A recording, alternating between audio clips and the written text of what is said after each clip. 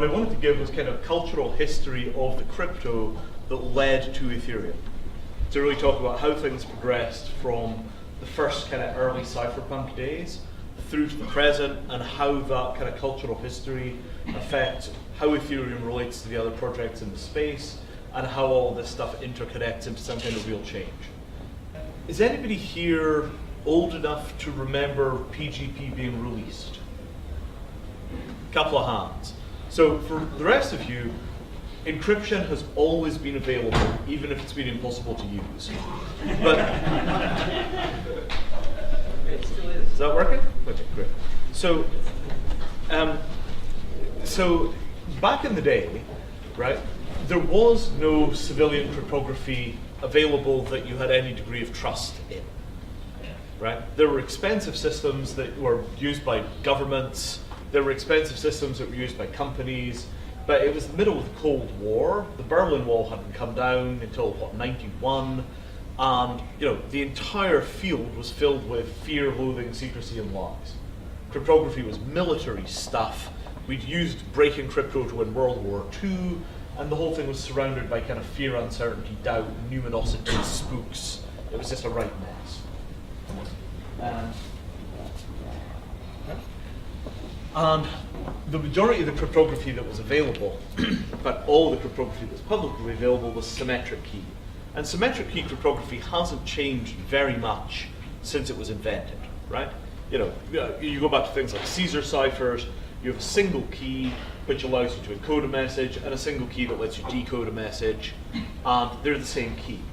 So what you require to be able to talk to somebody using sort of one key cryptography is you need the ability to have a secret communication channel with that person, and then you take your pre-existing secret communication channel and you load a whole bunch of additional information into that channel. So the only organizations that can effectively deploy this kind of cryptography are the organizations which already have secret communications between their people. Does that sound like us? No, right? This is the work of spy agencies.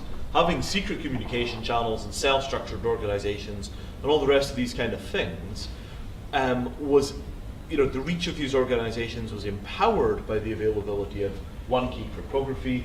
But if you weren't an organization that already had that kind of feature, there wasn't very much you could do with it.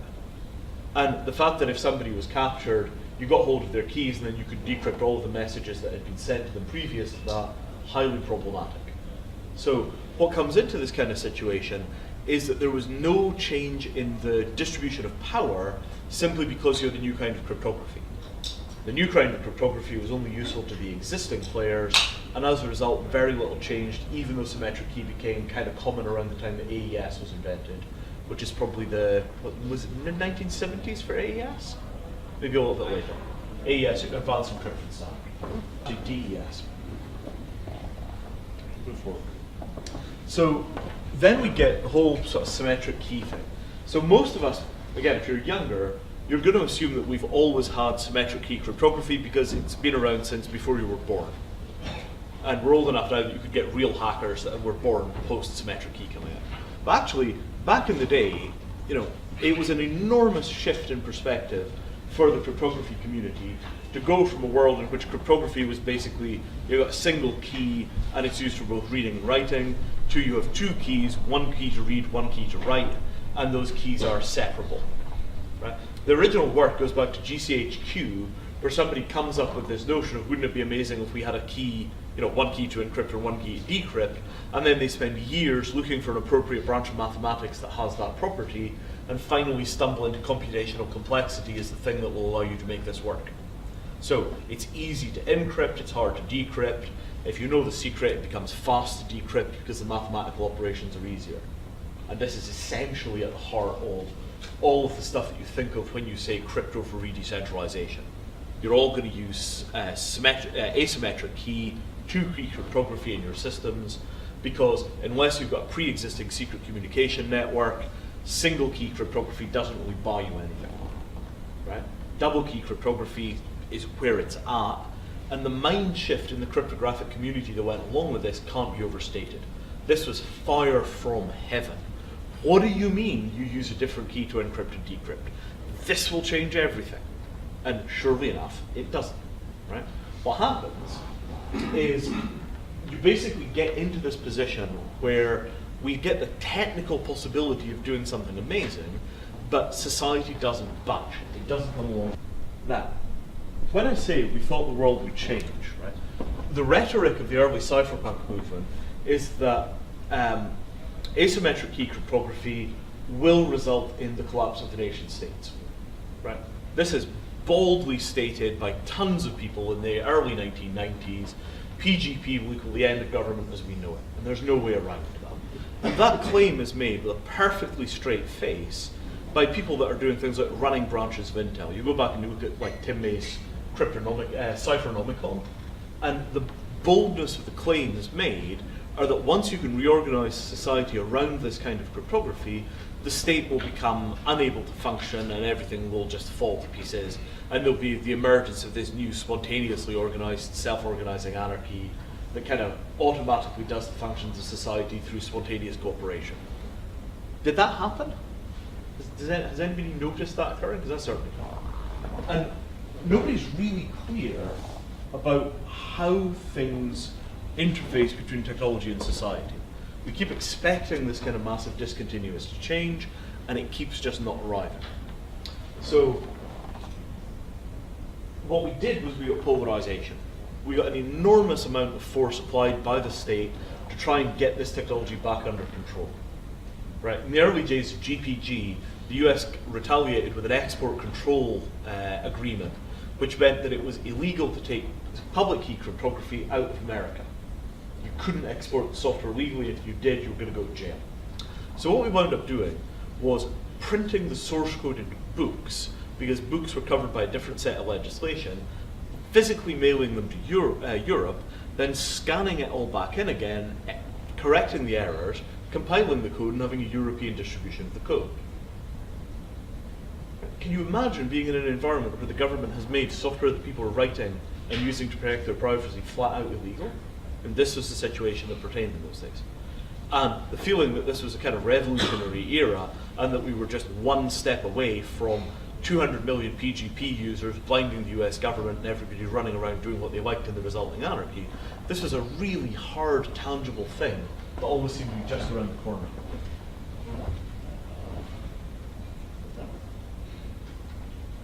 So, the next question was, how were we going to enable people to figure out which key went with which user?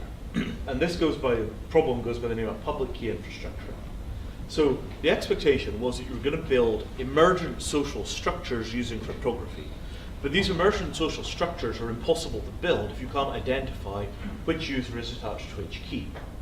So the classic instance of this is the man-in-the-middle attack, right? I want to send a message to Gav. I ask, Francis for Gav's key. Francis gives me Francis's key and says this is Gav's key. So I now send a message to Gav, and Francis reads it in the middle, then takes the message that I was going to send, encrypts it with what he knows to be Gav's key, and now we've got a silent intermediary who's stealing all of our data. And we went through an enormous amount of work attempting to figure out how to address the man-in-the-middle problem, and what came out of that was the so-called GPG Web of Trust. The GPG Web of Trust is why nothing happened with cryptography in the 1990s. The Web of Trust is just a failed thing at every possible level. Nobody ever used it in any kind of disciplined way, and as a result, it was impossible to verify who keys went with. The fact that there was no generally usable public directory of people and their crypto keys is still completely anomalous, but nobody ever figured out how to do that, and as a result, we never had one. There were key servers and all the rest of this stuff, but it never fundamentally worked, because there was no way of pinning a key to a person other than this notion that lots of people who knew that that key belonged to me would sign the key, and then you could look at all their signatures, and you would know enough of them that you could probably figure out that if 15 people on that list were people who you knew the key for, then that key was probably trusted. And actually, what went along with that was a mindset that ordinary people found completely intolerable to think about. So the whole thing of keyring management and secrecy and trust networks and all the rest of that To ordinary people, this was just mental pain that they could not live with, and as a result, they just didn't use PGP, and it almost entirely grounded in the key distribution problems. Because actually, getting your email to encrypt is really easy. You just push a little padlock button. The hard part is getting the key of the person to encrypt it to. And there's a name problem right in the heart of that, which is binding a human being to an email address and then binding an email address to a key. And because it's a two-link system, you wind up having to independently check each one of those links, and the result is just one level of indirection more than people are willing to handle. So GPG Web of Trust goes nowhere. What does succeed in a huge way is the X509 standard in the form of HTTPS certificates. So you hear all this stuff in the news now about certificate authorities falling to pieces and all the rest of that, but we actually got 15 years of highly usable civilian cryptography. It's just it was centralized cryptographic key management, assigning keys to institutions that came with a check. And then once you had that kind of network of keys established for Amazon and for Google and everybody else, ordinary users could trust anybody that was in the key management hierarchy. And this was essentially a straightforward bureaucratic deployment of cryptography that created a kind of bureaucratic regulated space that allowed civilian cryptography to work. But it wasn't peer-to-peer cryptography, so there was no real way in practice of using the security offered by the X509 hierarchy, the certificate hierarchy, for point-to-point communications. So if I wanted to send a message to somebody, their key was not in the X509 space because those certificates were for web access. They weren't reusable for email in any kind of normal fashion. So there was no way for me to attach myself to that pyramid so I could get secure communications and prove who I was. There was a ton of discussion about doing that kind of stuff, and companies started to try it, but in practice it never widely shipped. And as a result, what we were left with was a way of finding out which key goes with which person for companies, but no effective way of finding out which key goes with which person for people. And as a result, we wound up with no way of finding our way through the crypto space, and as a result, there was just no adoption. These kind of problems, right? These are techno-social problems. They're woven between our understanding of technology and society, and in the middle is the psychology of usability and user comfort. Does anybody know of a thing called the mental accounting problem? No? So the mental accounting problem is why nobody's ever had a micropay standard that worked. Turns out that the mental kind of difficulty or the mental tax or overhead of deciding to spend 2 pence to read a web page is roughly the same as the mental overhead when you decide to spend £20 on buying a book. So if you've got tons and tons and tons and tons and tons of little microtransactions in your life, you constantly experience anxiety because you're constantly making spending decisions. And as a result, even if the amount of money that's being spent is the same £20, spending it 2 pence at a time feels like an enormous labour. And over and over again, every 10 or 15 years, people reinvent the idea that we're going to pay for our content with micropayments. The latest instance of this is people talking about how we're going to have streaming music where you pay by the minute. I just don't think that's going to work. Right? We've got a long history of micropay and it just doesn't happen. Similarly with everything to do with cryptography, if the users can see the cryptography, the product will not get used. Right? Long strings of hashes, weird looking addresses with 48 character identifiers and then weird signature blobs and all that. Never happen. Trust mechanisms that need me to actively think about whether or not the person I'm communicating with is who they say they are. Imagine that translated into the physical world, right? You meet somebody in an office and you have to examine their face really closely to make sure they're not wearing a Scooby-Doo rubber mask. Is that actually your face? Can't tell. And when you psychologically put people into that position, when they have to do something like validate a key, it creeps them out in exactly the same way that having to do like rubber mask checking would creep them out in the real world, right? We are primates. Our instincts are really not very well evolved for technology, and cryptographers are the tiny percentage of the population that find this stuff intuitive and easy to think about. So what's happening is because we've got a non-neurotypical community that does all the real work on this stuff, trying to export their ideas to the neurotypical community, what we have is an enormous hump of misunderstanding. And that hump of misunderstanding shows up all the way through all of these arenas, but it most specifically accretes around key management. And we never got HTTPS for all websites. It still is backwards and forwards. So all of that stuff pretty much stalls out in the late 1990s at the equilibrium of we've got HTTPS, aka X509, and nothing else really happens in cryptography basically for the next 10 years. Right? In the margins, there's a whole bunch of R&D thinking that gets done. First piece of this is this thing called Hashcash. I think there might have been Hashcash implementations as early as, I want to say, the late 90s. But really the hard thinking around this stuff doesn't happen until a bit later.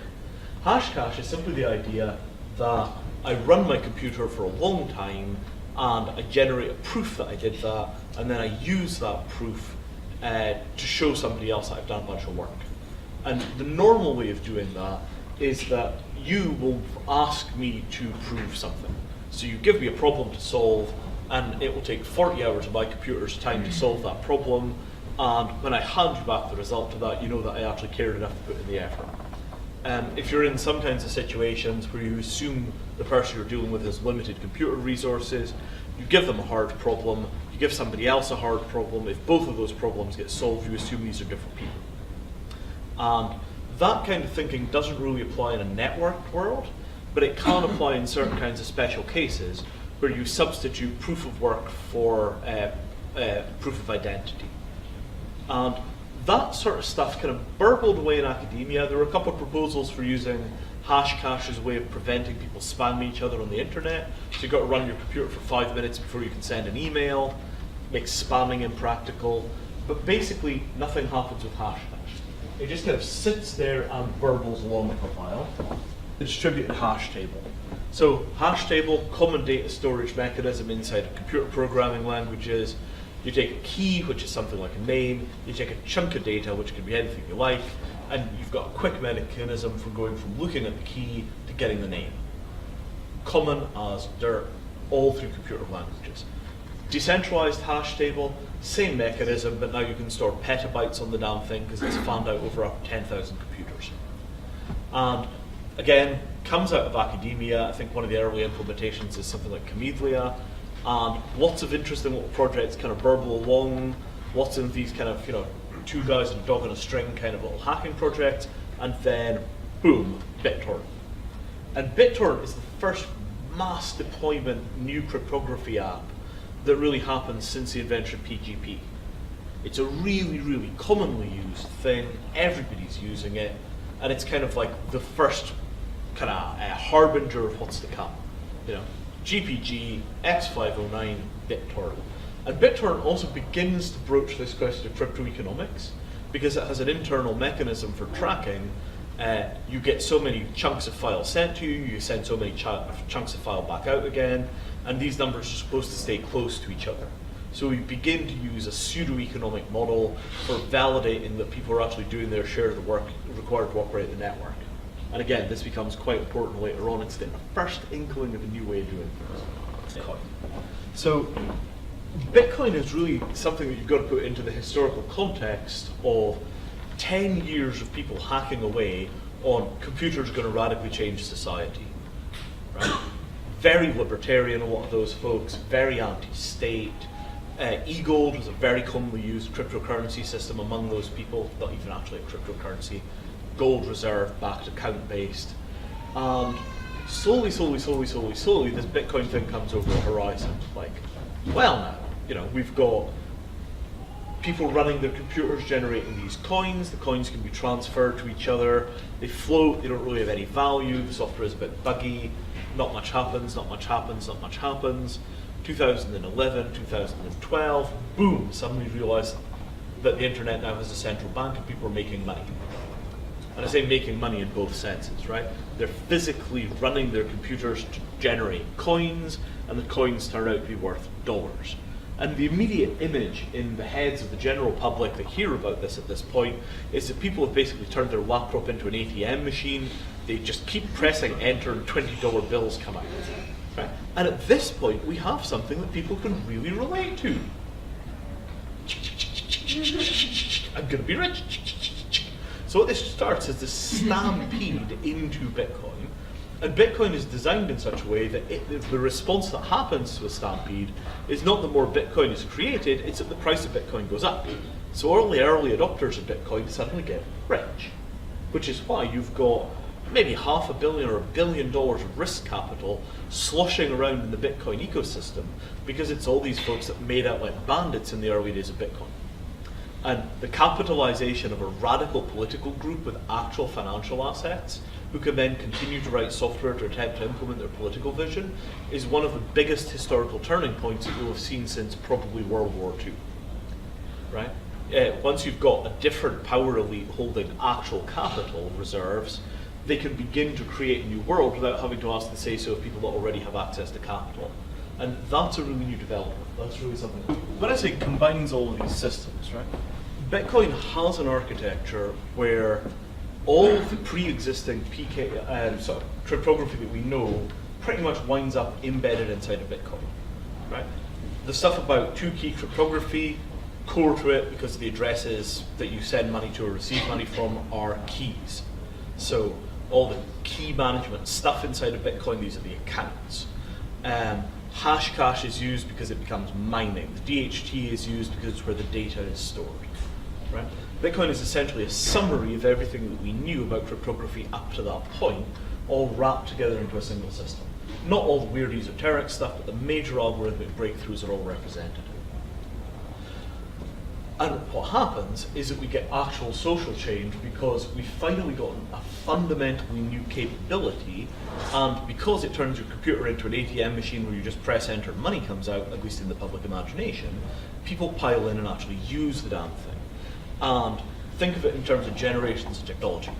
GPG, theoretical, doesn't really go anywhere. X509, aka HTTPS, widely adopted.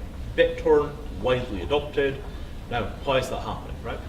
GPG, you can't actually transact value, but you can communicate. Okay. X509, HTTPS certificates allow you to use a credit card on the internet. Exchange of value is happening, trade is happening, people pile in. Bittorrent allows mass piracy of files more efficiently than before, and you don't get arrested. Amazing. Suddenly gives you access to value, works very well. Bitcoin comes along, press enter, receive money. Allows access to value, allows transmission of value, allows people to get a ton of money made.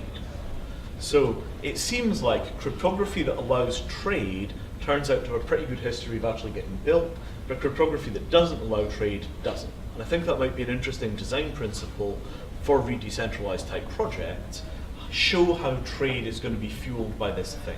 If it's going to allow people to sell their hand-knitted woolen socks to their neighbors more efficiently, maybe people will adopt. This brings us to Ethereum, right? So Ethereum comes along when people start looking at this here blockchain and saying, well, right now all it can store is transactions, and transactions are not inherently all that interesting. What happens if we take code and we put code in the blockchain, and then we run the code in the blockchain? Right? And at this point, you kind of are like, what? But it sort of kind of makes sense, right? If you think of an Excel table cell, equals 57, or equals a formula, or equals the output of a function which is written in Visual Basic. You go from a number to a formula in a kind of limited language to full programmability with loops and recursion and all the rest of it. So we go from a transaction, we kind of skip the formula part, and we go all the way to a programming language. So Ethereum takes all of this kind of blockchain-y stuff from Bitcoin, replaces it with an upgraded version, and then puts a scripting language right in the middle of that. What's interesting about that is both what it does and what it doesn't do. So we still don't have this PKI stuff. There must be, 50 Ethereum projects that are in some way related to helping figure out who is responsible for talking to a key. So that's all the kind of KYC, AML, anti-money laundering, know your customer banking interface stuff. Or the projects that are trying to attach attributes to a key. Here is my public phone number, that's my crypto key. If you look that key up in the database, you'll discover it belongs to somebody that has an excellent record of borrowing cars for Bitcoin and returning them freshly laundered. Right? So the ability to attach attributes to keys or attach persons to keys we still don't have a really good answer for that, and the work on that is everywhere. It's obviously hugely important, but nobody's cracked it. Interesting. And we still don't have massive communication networks that are doing peer-to-peer encrypted comms using these things. So you would think that people would be routinely using their Bitcoin addresses as keys, which they could then use for, say, OTR messaging or PGP-style encrypted email or anything else like that. But in practice, the software hasn't been built out that will allow me to encrypt a message to the same address that I'm sending Bitcoin to. And this is another one of these peculiar things. Why do we not have a regime where it's relatively easy to use a Bitcoin address so that you know for sure that the message is only going to be read by the person that you're sending a payment to? And this is a curiosity. So what I'd like to end with is a little bit of analysis of what constitutes trade. You have two people, they want to do business together. They, generally speaking, if they're doing anything more complex than barter, need a medium of exchange. Typically, the medium of exchange is money, right? But the money is simply a metal disc whose physical appearance is essentially copyrighted by the state, right? If you make one of these for yourself, they call it counterfeiting, and they give you 20 years in the electric chair. So the metal disc only becomes a medium of exchange because of the external presence of the state guaranteeing that there will be a certain set of rules that apply to how these things are used. Right? You get along to cryptocurrencies, the rules that define how this stuff works are embedded in software. Right? And you have a string on your computer that represents a transaction. You could copy that string, you can mutate it, you can XOR it with your birthday, whatever the heck you like.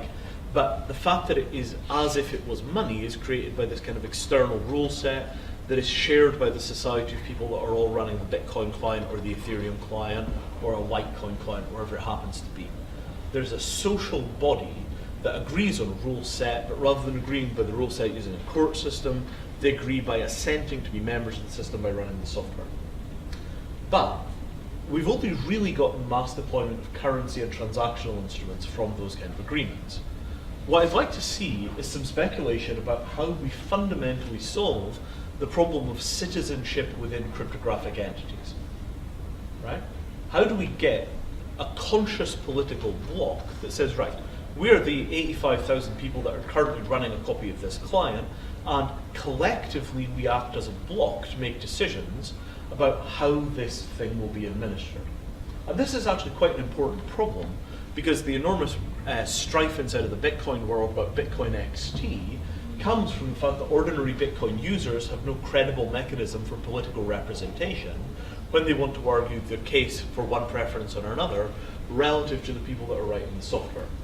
And I think that what we're going to find increasingly is that as the people who are standing behind these software systems are essentially making law for polities, we're going to need some mechanism of approximating democratic assent or democratic engagement relative to users and the people that are writing their cryptography. And I think that that is potentially the next large forward step in complexity as we've gone from generation after generation of systems that enable trade. I think the next jump is a system which enables a kind of digital citizenship. How do you become part of Wikipedia in such a way that you get to vote for the senior administrators that define reality inside of the system? How do you get to vote as a member of the Ethereum community on how funds will be allocated to do the next round of future development? Because I think that we've gone almost all the way to the end of the path, which is about transaction and trade, but I think the next step has to be governance. So I'll leave it there.